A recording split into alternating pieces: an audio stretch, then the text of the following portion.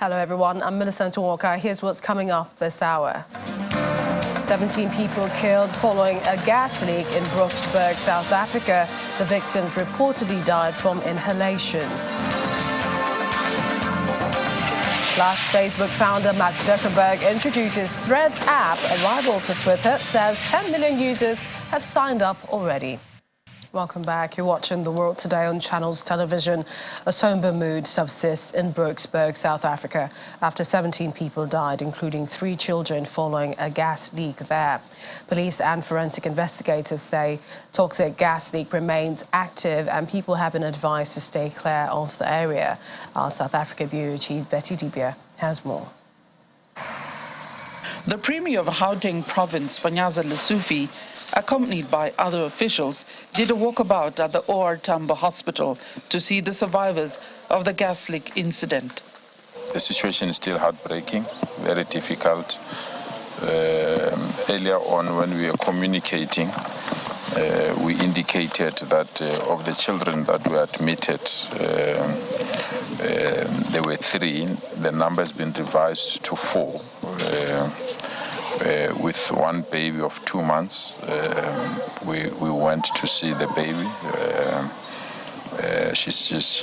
I think she's in a stable condition. I think she's fine.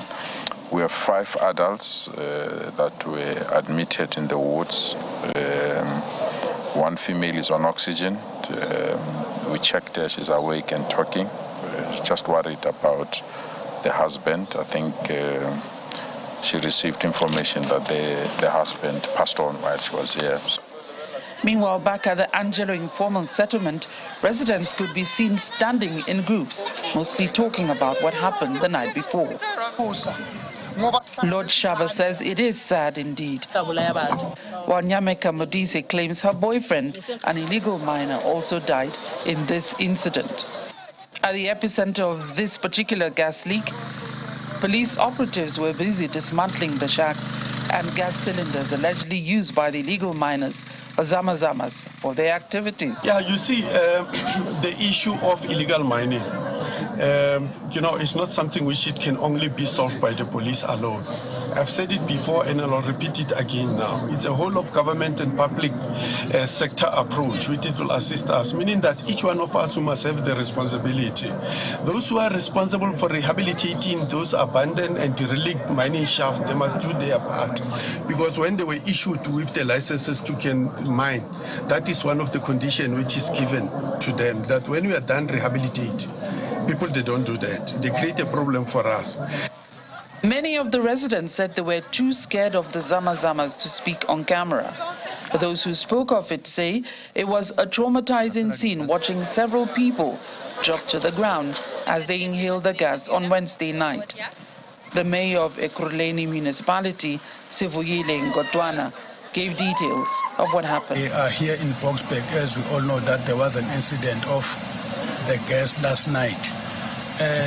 I can confirm that the number of the people who passed away is 17, of which 9 of them are males, 5 of them are females, and 3 of them are children.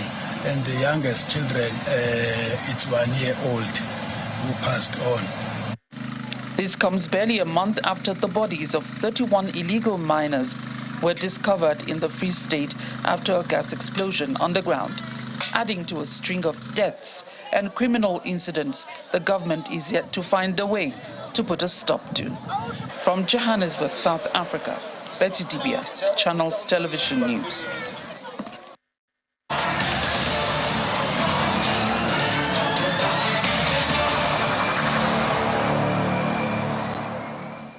Let's check in on Sudan now, as the UN condemns what it says is rising sexual violence against women and girls in more than 2 months of the conflict.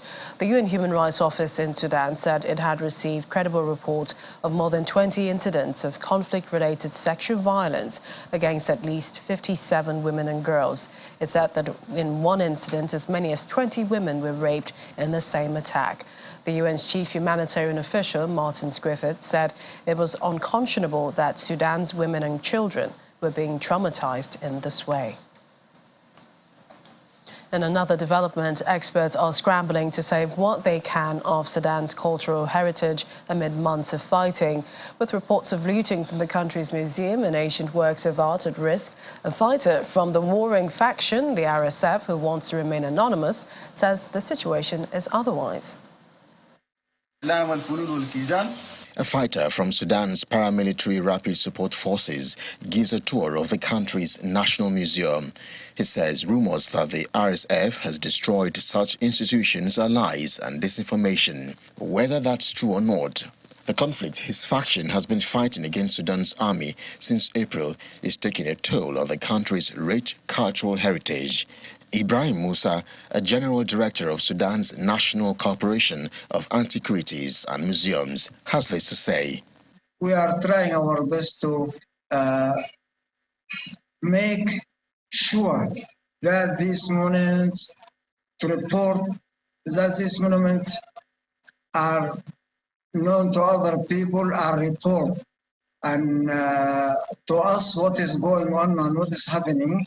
According to a report published last week by an NGO, Heritage for Peace, at least 28 cultural and archaeological sites around the country have been targeted or suffered collateral damage. Among the cultural casualties are precious books at a major museum in the capital, Khartoum. Sudan also has 2 UNESCO World Heritage Sites related to the ancient kingdom of Kush, which controlled trade between southern Africa and Egypt at the time of the pharaohs. The island of Meroe is home to one of the largest ancient pyramid complexes in Africa. Jebel Barkal is a sacred sandstone mountain close to tombs, temples and palaces that dot the course of the Nile River.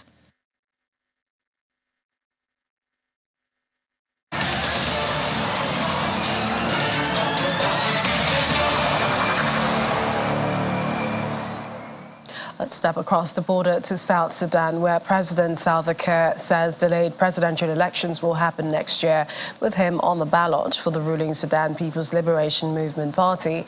The election will be the first national vote ever for South Sudan since it gained independence in 2011. Speaking to supporters at a stadium event in Bahr el Ghazal, President Kiir said, "Let us work on the basis that there will be no extension of the transitional period and we have to go for the elections." He adds that his government is doing everything possible to ensure that what is crucial to conducting the elections is put in place. Mr. Kiir is expected to face his longest-standing rival, First Vice President Riek Machar, who has yet to confirm his candidacy. Earlier, my colleague, Joke Rogers, spoke with the Chief Executive Officer of the Radio Community, a media organization which operates a network of community-based radio stations across South Sudan. He explains why this election is so important and what preparations are taking place. I think the mood, like currently people are still waiting to see the move the government is going to make to ensure that the environment is conducive for free and fair election. And I think the event that happened this week in WOW was the first event to happen where the SPLM, from the Greater Bahr Ghazal, where the leaders from the Greater Bahr Ghazal, they gathered the public, the supporters, and they endorsed President Kiir as the flag bearer for 2024 election. So there's still a long way to be seen. And we hope maybe as the president has pledged that he's going to work to ensure that there's no further delay.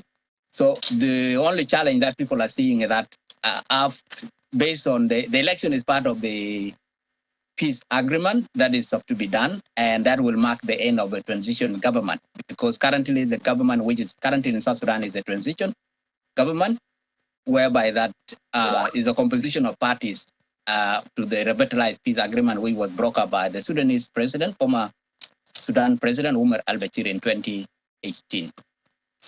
And, you know, the President Kiir said that a lot of things are being put in place to ensure that the elections does take place and it takes place, it's conducted properly at that time in 2024. So what kind of preparations are we seeing here? What kind of structures are being put in place? Is there a voters register being compiled, for instance? No, at the moment, not yet. The first thing is the legal framework for for elections. So, one of the things, like as part of the peace deal, is there must be a constitution. A permanent constitution need to be drawn up, which is yet to be seen. And then also the National Election Commission need to be reformed. And then they will also need to have, supposed to have census that need to be conducted, that determine the number of population and also how the government will look like. So and civic education on election. So those are some of the things that need to be done. Right, and the country's president, Salva Kiir, has been ruling South Sudan since the country gained independence in 2011, and yet again has announced he would run for re-election. He will run for the election proper this time. Have we seen other candidates express their bid to run for the presidency as well? I know the VP is rumored that he might also be a contender, but even that has not been confirmed. Yeah, I think at the moment it's the SPLM, which has been the ruling. President Kiir was the president in the then Southern Sudan, and this will be the first national election since independence.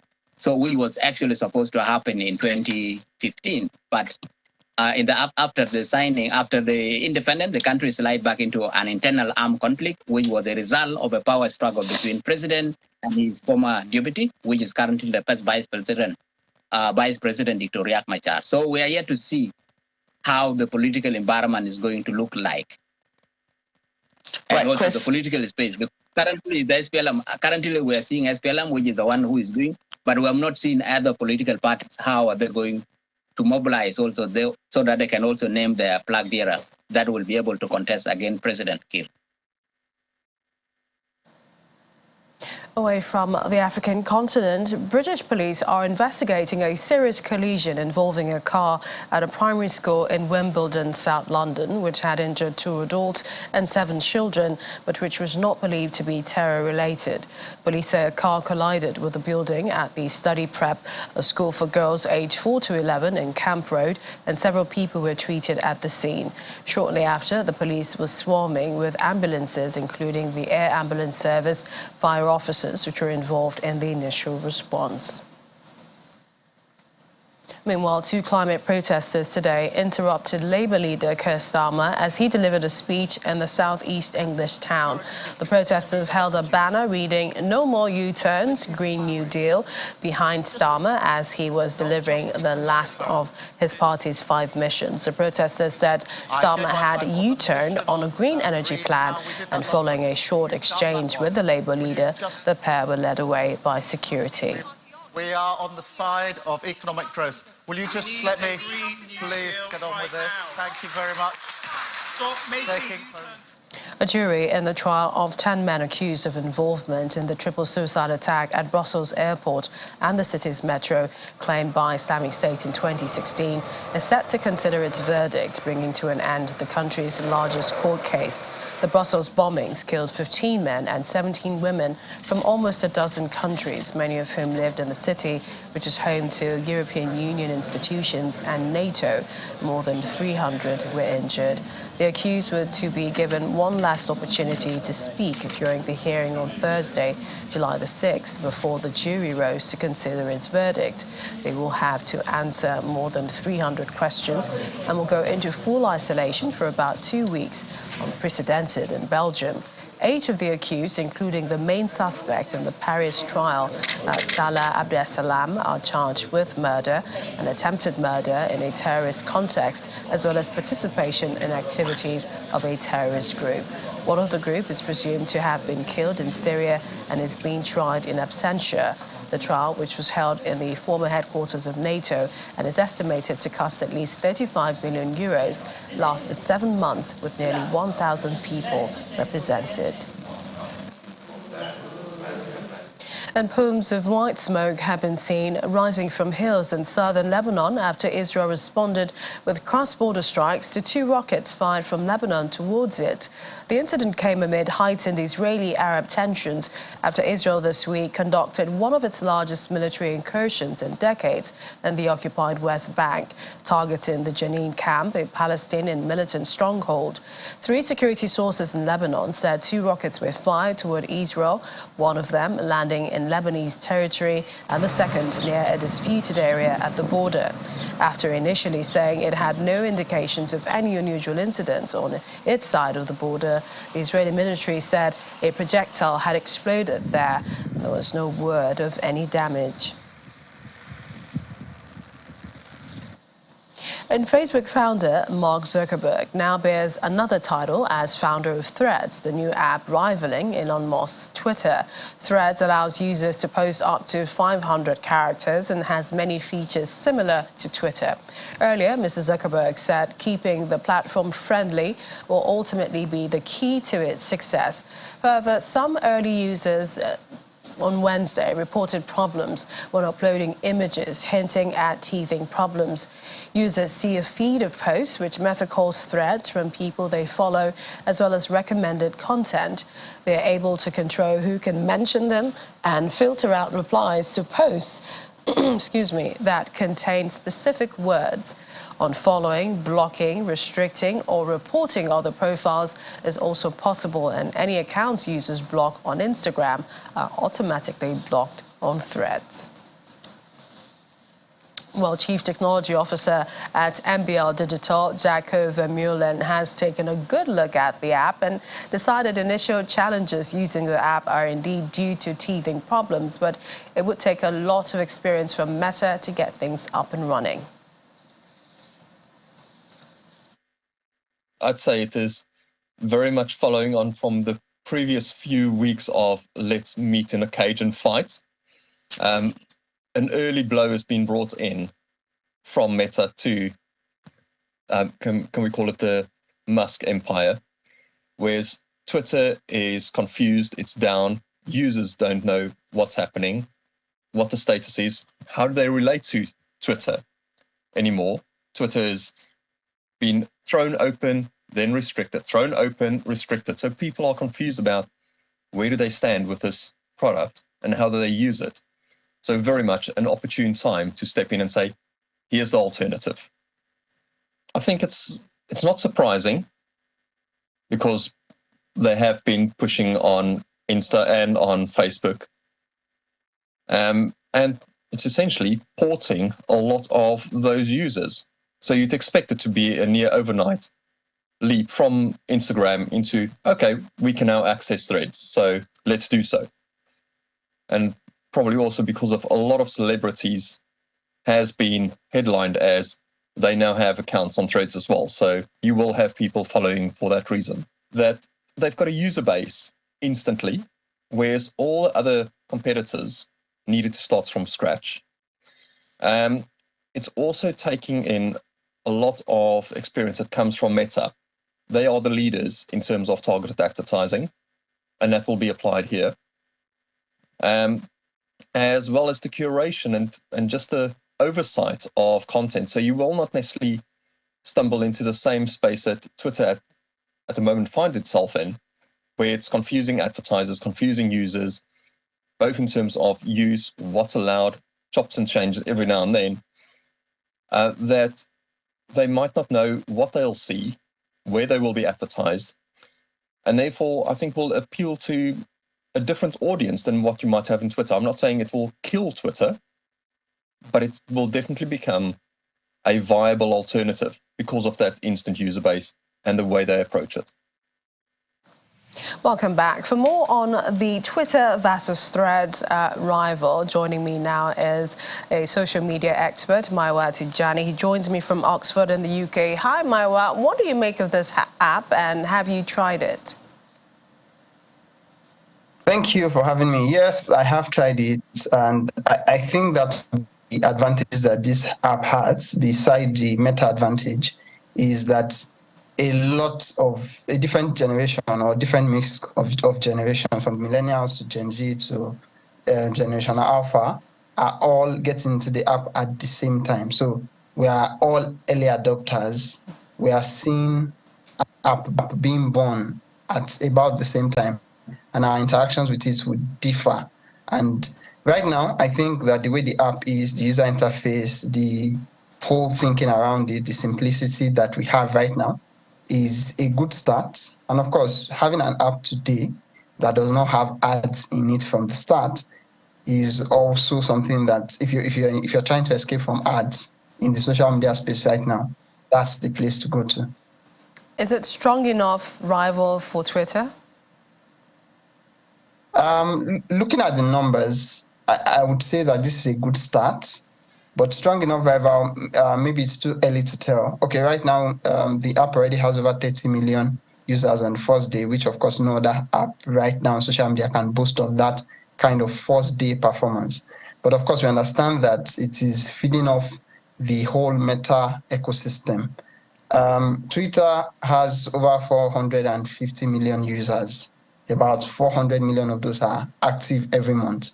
Now, from 30 million in one day, if Threads can keep up that pace, say go to another maybe 60 million by tomorrow or 100 million before the end of the week, then there might be something to start to think about as a proper formidable rival for Twitter.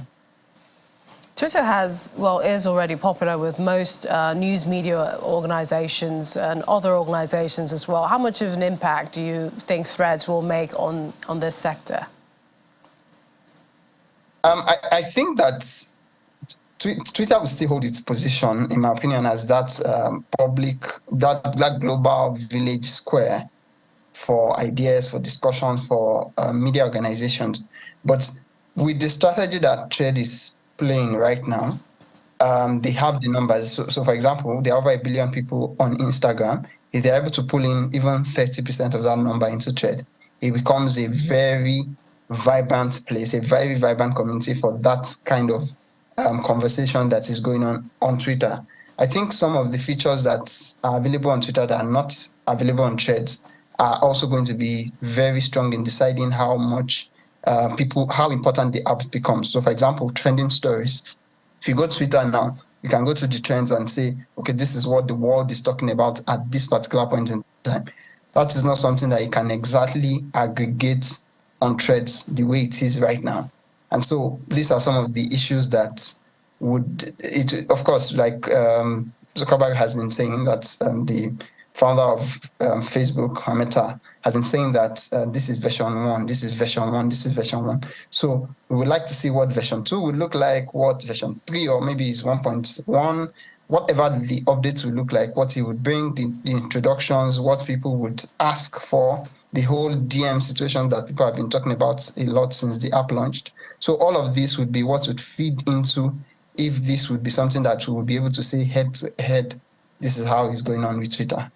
And some people have talked about the fears that, if you have an Instagram account, if you delete Threads, it means that, you lose both accounts. Many people are already disgruntled by Twitter and its current drama. Do you think it's enough to lure them away? Do you see them leaving Twitter and going to Threads, deleting Twitter, going to Threads, or perhaps just having both apps on their phones or devices?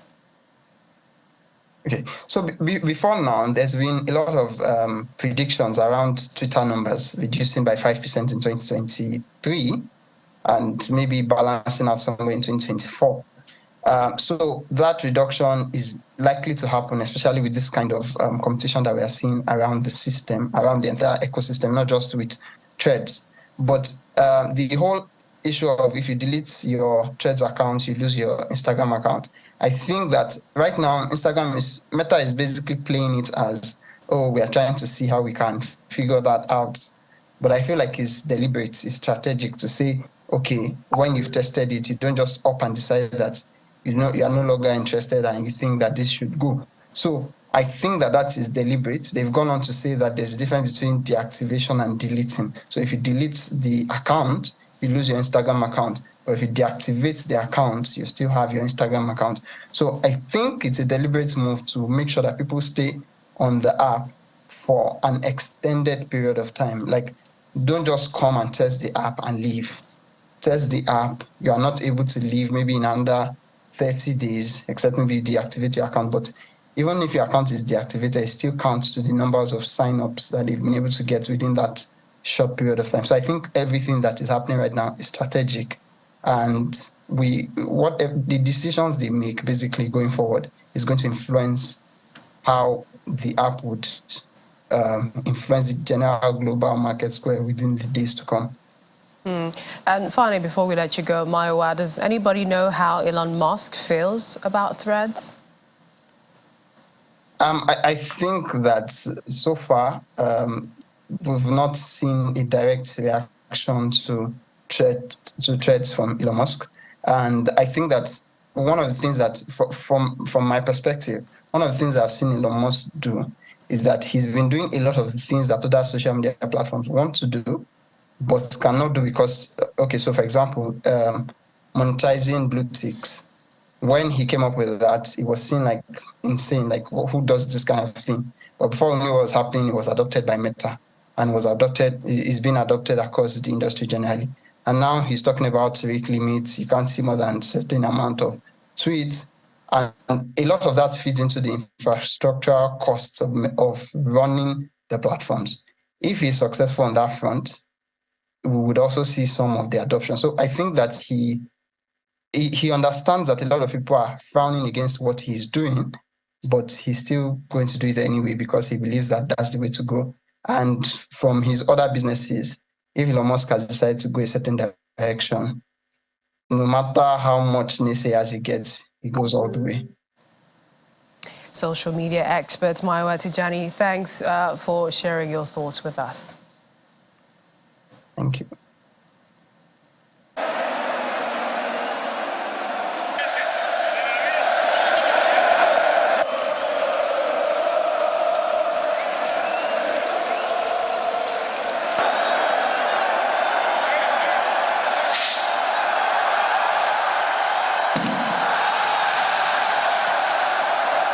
And finally, Spain's San Fermin traditional festival has kicked off with thousands of revelers packing northern Pampelina's main square and celebrating after the Chupinazo firecracker bang. Garbing in traditional white outfits, often splattered with red wine, decked out with red scarves and waistbands, San Fermin partygoers patiently waited for the clock in the city's main square to strike noon to start the running of the bull's most famous festival. After the highly awaited bang, the crowds cheered, "Long live San Fermin," in reference to Pamplona's patron saint honored in the festival, as bands playing the traditional flute, percussion instruments led them off the square in a jovial march. This year marks the 100th anniversary of American author Ernest Hemingway's first of several visits to the festival, which he famously depicted in his 1926 classic novel, The Sun Also Rises.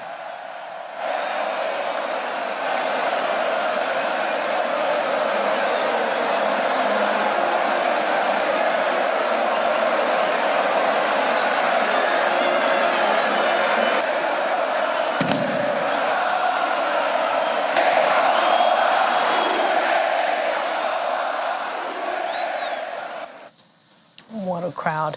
And that's the world today. Many thanks for watching. I'm Millicent Walker.